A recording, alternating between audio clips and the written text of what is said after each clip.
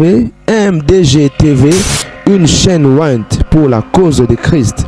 Mafuta Yasika, Mafuta Yasika, Mafuta Yasika.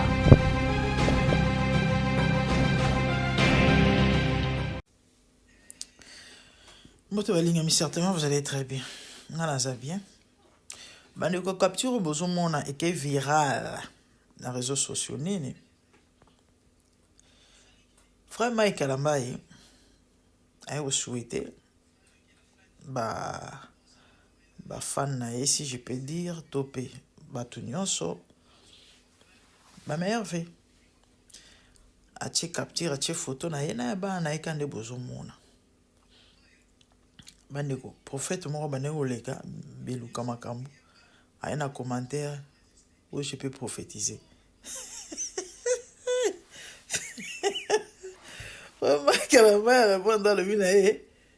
Non, garde ça pour toi. Aligné na été. Bandeko. Et boti polémique et qui est zongi. Dans mon mouton a commis, c'est triste de constater un homme de Dieu qui refuse la grâce de l'autre. Navandi na réfléchir au fait nazo batena bandela na lobanini bandeko na sa vidéo na bike certainement ça va instruire, certainement ça va éduquer, certainement ça va aider ata batunya sauter mais mi balimi sato ba rolanda ngo on osenga no partager vidéo. Et puis pourquoi na Congo na église et l'église du Congo, quand je parle de l'église du Congo et tozwa communauté ya ba réveil tout le bel réveil donc ba communauté ya ba église des réveils ba vire ezebele. Vous savez pourquoi? Parce que désordre eza qu'on a tellement ordre à la rater dans ce que les gens font là. Oh monta comme pasteur comme évangéliste comme ordre à la rater ou là le lamuki au s'autoproclamer évangéliste et tout pasteur tout prophète topé au monde qui yo en appel au que woluka ce qui pasteur na yo ce qui nani so iloni ba consacré au fait sans fondement, sans base, sans soubassement, sans kolanda protocole moko songolo pakala ya mbo moni bande olelo l'église souffrait et ezali carré dentaire eko ronger ba génération na génération soki bato oyo bakozala conscient lelo moi mi balimi sato ba meka koluka ko bongisa pona ko aider ba génération ezoya te et ozala problème. Je vais m'expliquer. Yaya poko masango hein faut être 10 ans dans séminaire. Moi j'ai mon oncle qui est Azam et Selabé, ça fait je crois plus ou moins 25 ans depuis à Komasango. Ba protocole de Rolanda, ils allaient toujours na partout na organisation et autres. Il y a un bon moni chez les sango hein babuzo beza moins. Ba scandale les a moins. Non pas parce que baba santo mais parce que déontologie ezali et ba se soumettre to pe balandaka ordre ya oyo balakisa bango au monde jamais sans moko aye abimi na réseaux sociaux ayo contredire Blaise Kanda no mona ça abe Blaise abeta des fois bambodi yo kapenda yo beta masasi na sa kwiti au monde jamais sans moko abimi abuti so wa pa yo contredire. Pourquoi? Parce que bazan ba principe église de réveil principe ezaté yango moni désordre za ko sakanate et bota mambolika na ba réseaux sociaux bota lelo Joël Gloria atei batu bazui yango na ndenge na bango et ya maona ya pas ezali si réellement asalaki mabe. Pourquoi ne pas ko approcher et ko solana et ata soki lobi au contredire na réseaux sociaux au sala on ndenge ba na nzambe na moni pasteur mon abise bino na yo le belango na tikite na moni soki prophète soki pasteur mon abite so za prophète aye penza ko contredire maman Joël lobby et a manqué respect na couple ya bato a manqué respect na mobile naï alobi n'importe quoi na rotiela bino boyo kango na vidéo o na kosala l'église de réveil na mituni mais so bakutani un jour na nzela ba pesa na mbote ya mbo moni lelo ba passer ba bomana na ba poison pourquoi rando tellement basala na mabemi et na public ya kobomba mate ya manque sagesse eza manque sagesse eza ko s'exposer pourquoi désordre tala pour comme pasteur pour comme évangéliste prophète et autres il y a des protocoles à suivre hein les lois zo boma basala ya nzambe mingi éthique ezate oya omoni mutu mususu ayena ressource ana ena grâce aza peta musu na appel mais manque ya éthique ayeko s'exposer ayeko ko poser ba acte des apôtres ngana lo ba diabolique ko sala n'importe quoi topé l'insalamable et du coup éternel imagine topé BBC et bongo li bato lolenge romonela eto pepesi bato lolenge moko ya kotalela eto romonela et pourtant ta mususu ana ngolu azana eloko akwa apporter et na corps du Christ mais à cause ya manque ya lolenge osela musala to ya déontologie et du coup au passé à côté siko bino ko prophétiser ngo ezala kaka olali olamuki okoti na réseaux sociaux moni mutu photo mbala moko bandi je prophétise na se ya photo ya mutu ayeko tia photo na bana nae et aboyi nae ekomi eboteli problème ekomi polémique et du coup bat bon c'est long polémique et poste que viral et bat babani ko koma ba n'importe comment boyi ba kongolais nde bazalaka tous à la batu o ko mele pata inbox tous à la batu likambo prophétiser ngo koma nango kaka olelo miki je prophétise likambo ngo koma nango kaka ya mami ya pasi tala tabazolo bale mino bokende classe te moni nzambe soka bengio ozana beso kende classe te ozana beso eza erreur classe ko aider yo po yeba ko bima libanda ya ligne te classe ko aider yo po oyeba vivre les ordres la tête n'est pas couronnée s'il n'a combattu suivant les ordres. Tu es athlète oui mais tu dois combattre par rapport aux ordres au principe classe ko aider yo ba encadrer et l'oro zala ngokati na yo ya mbomoni lelo on a des prophètes très impolis atelemi liboso bato ana 22 ans azobenga maman moi mou ya 60 ans ma fille abenga tata moi mukolo 55 ans mon fils quel manque de respect quelle impolitesse pour nini po ate yaki maloba nzambe yango na lobi ya likambo ya mon fils et ma fille sokoza consacré évangéliste pasteur prophète de tout mutu nyonso oyo aza consacré te akomi ta fille et ton fils parce que conception ya ba prophète na ba pasteur a Congo yango wana pourquoi vidéo comme mukuse ah oui conception ya ba prophète na ba pasteur yango wana yango bomoni ba rendre les ba réseaux sociaux mutu nyonso se permettre benga n'importe qui mwana surtout prophète Denis sa biloko na makasi de nani wale sa mwana wala ba bana biso to bani makambo do le faire obana mambango kala to pe avant et pesio et kibotata likolo ba tunyo so babani on après yo matande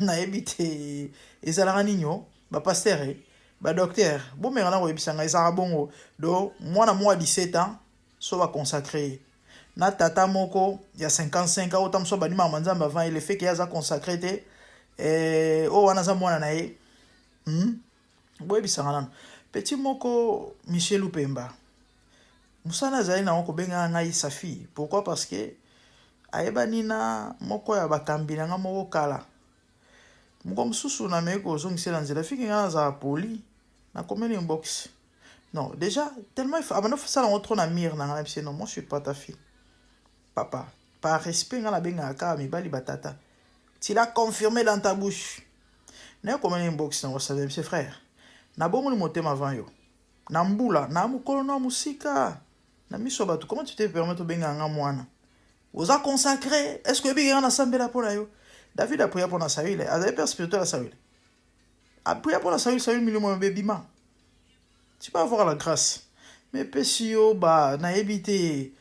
Bah, et ça passe, ça, ma ouais. Et ça vraiment, et ça vraiment passé. T'as là. Vous allez dire que, hein, cher prophète et pasteur.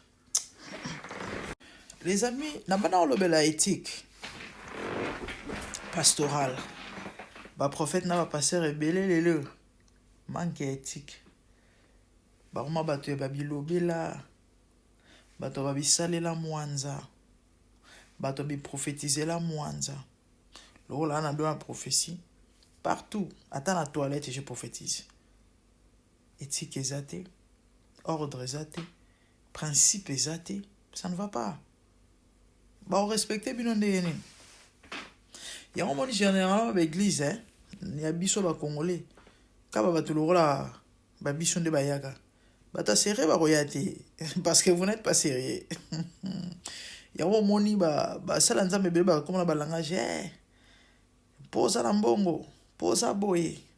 Mugolo osala pas sur luka nzambe. Au fait, et ça pour na mbongo te. Bazo mona que vous n'êtes pas sérieux. Il y a un bayaga te. Il y a un bayaga te. Bato belé et background place à outils, famille, éducation exatée.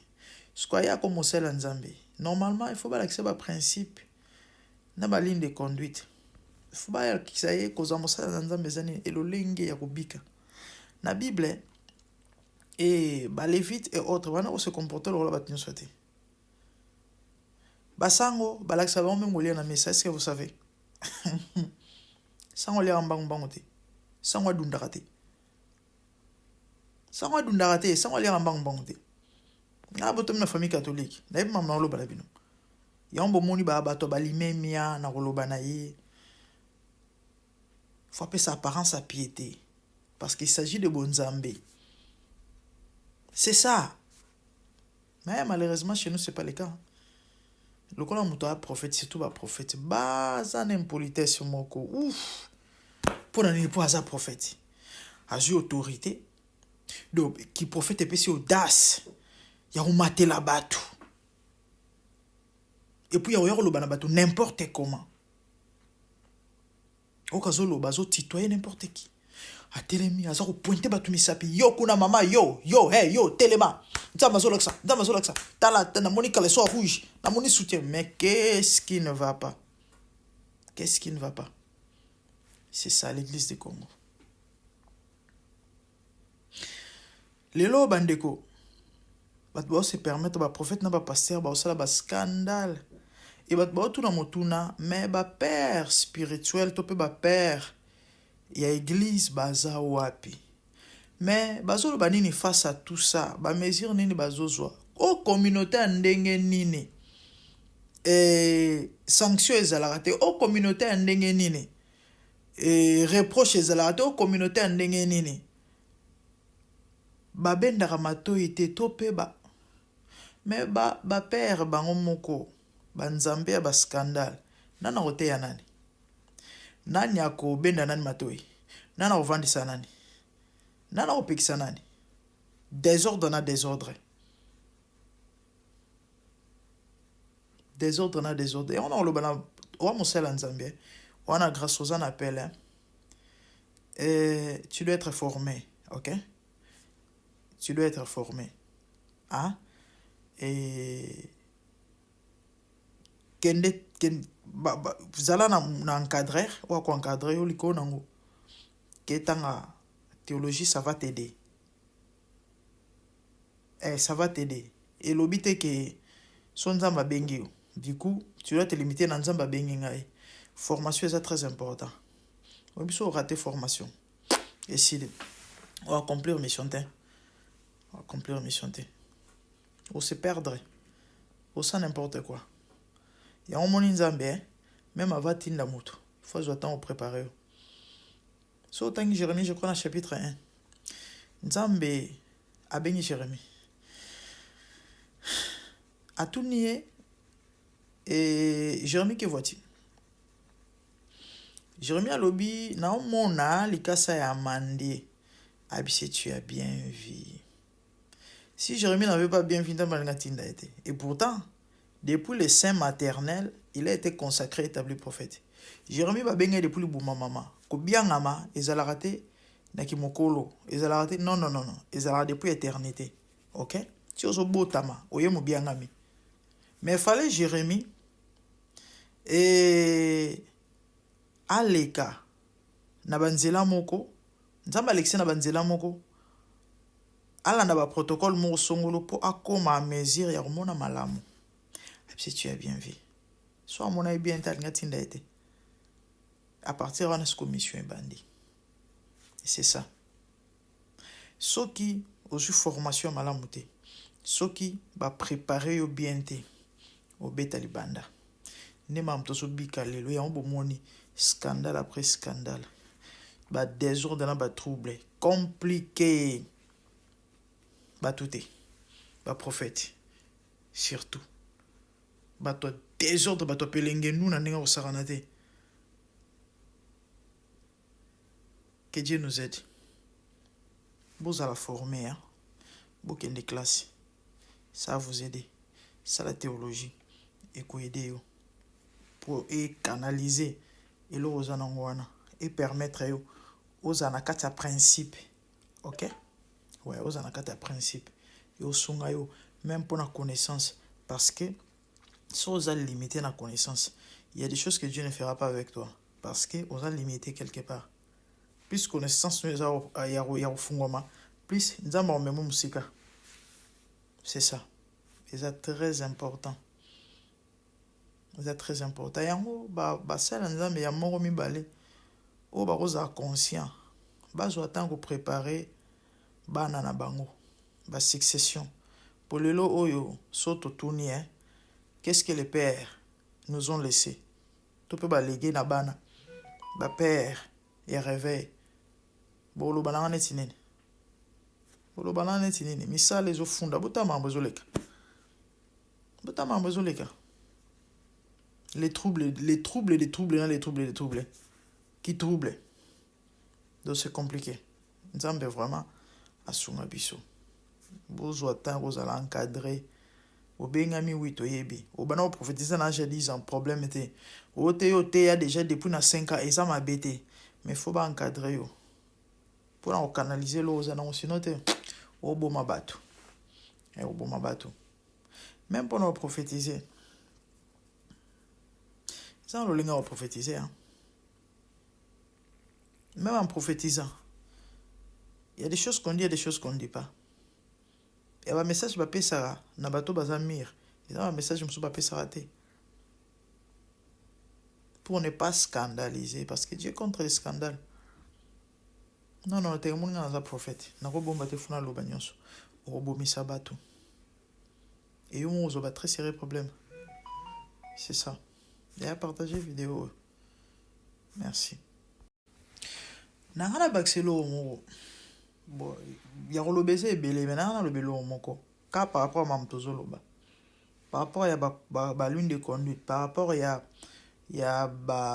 principe, par rapport à est-ce que boye biké pasteur a ça va faire na mon limité boye bi peut-être les gens seront étonnés.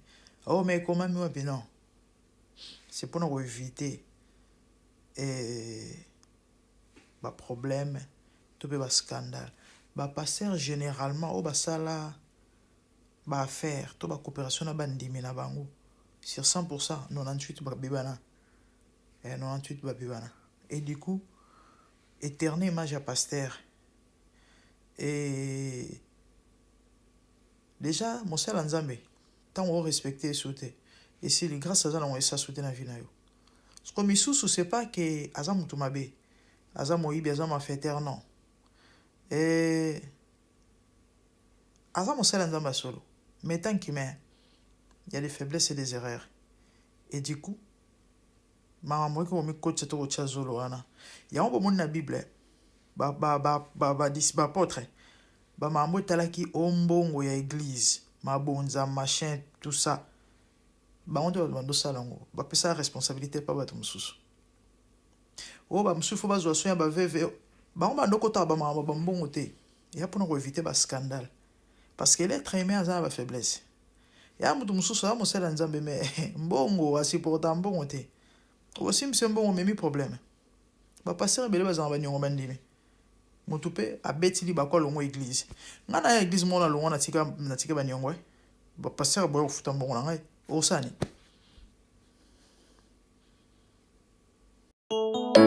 Je vis le Seigneur assis sur un trône très élevé, et les pans de sa robe remplissent le temple.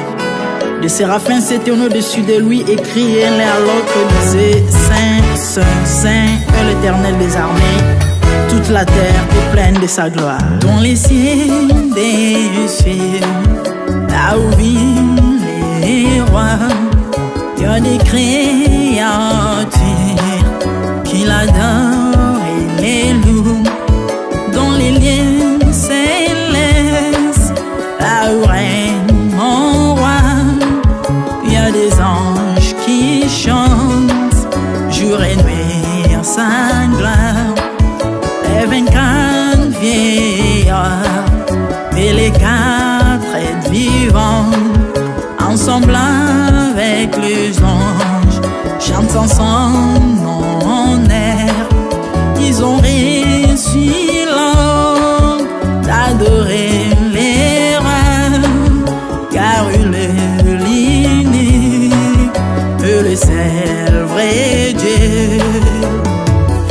Seigneur, reçois favorablement les paroles de ma bouche, car les portes furent ébranlées dans leur fondement par la voix qui retentissait, et la maison s'était remplie de fumée. Glorifie-toi. Dans les cieux, sur la terre, même sous la terre, tout est l'âme confesse que Jésus est Seigneur, car il est élevé au-dessus de toutes choses, et son nom est au-dessus de tout nom. Jésus, je m'avance devant toi, oh mon Dieu, mon roi, unissant ma voix avec ceux des anges, en jetant nos couronnes et des coups pleins de parfums odoriférants, nous rendons gloire.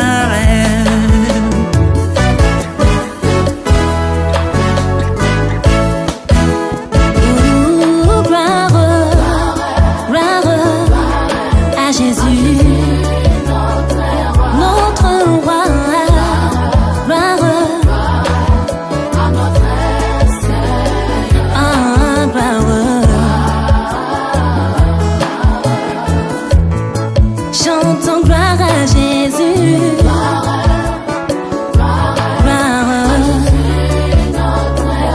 Notre Seigneur.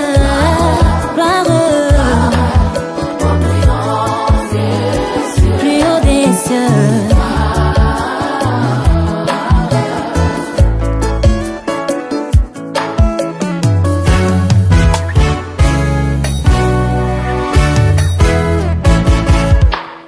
Il est beau d'annoncer les matins ta bonté.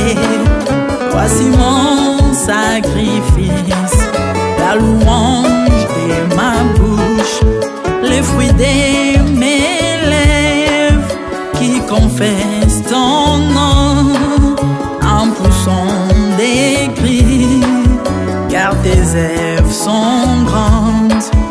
Bienvenue jour dans ta face, que mille ailleurs, car tu es mon soleil, mon bouclier, ma tour forte. Tu me donnes la force du bif, tu m'arroses d'une huile fraîche. On est se plaît à contempler mes ennemis grâce à toi.